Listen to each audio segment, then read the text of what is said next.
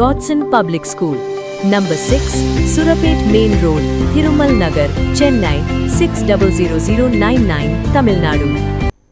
திருச்சி திருவெரும்பூர் அருகே அரசங்குடி ஆரம்ப சுகாதார நிலையத்தில் கட்டப்பட்ட கழிவறைகள் பயன்பாட்டுக்கு திறக்கப்படாமல் பூட்டப்பட்டிருந்தது பொதுமக்களிடையே அதிருப்தியை ஏற்படுத்தியுள்ளது. எம்எல்ஏ நவல்பட்டு விஜி மருத்துவமனையில் திடீர் ஆய்வு மேற்கொண்டபோது கர்ப்பிணி பெண்கள் மற்றும் நோயாளிகள் அமர இடமில்லாமல் வெளியில் காத்திருந்தது தெரியவந்தது.